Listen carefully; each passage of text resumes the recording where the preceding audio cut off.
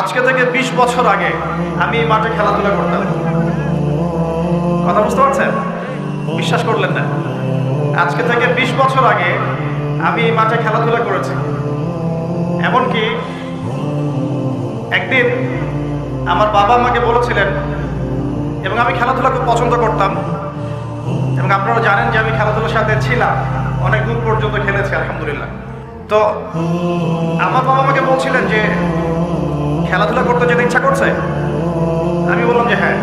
আমার মনে আছে ঠিক ওই যে ছেলেগুলো যেখানে দাঁড়িয়ে আছে ওই জায়গাটাতে আমি খেলছিলাম। আমার ব্যাচমেট যারা আছেন এখানে উপস্থিত হয়তো তারা জানবেন বিষয়টা। ক্রিকেট, অবশ্যই ক্রিকেট।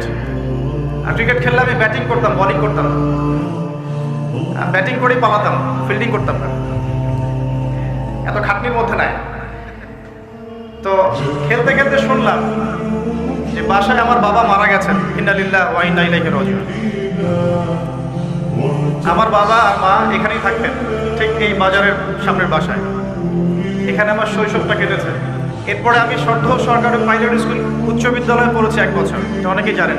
আমার শৈশবটার অনেক স্মৃতি এখানে জড়িত আছে। আর আজকে তাকবীরের কি লিখন যে সেই মাঠে বসে আমি আপনাদের সামনে দ্বীনের ওয়াজ করছি। সুবহানাল্লাহ। আল্লাহ পাক কিভাবে মানুষের তাকদীর লিখে রাখেন। হয়তো সেদিন আল্লাহ পাক আসমানের উপর থেকে দেখছিলেন এই ছেলেটা যেখানে খেলছে আর 20টা বছর পর সেখানে ওয়াজ করবে, তাই না? আল্লাহ পাক সব জানতেন না?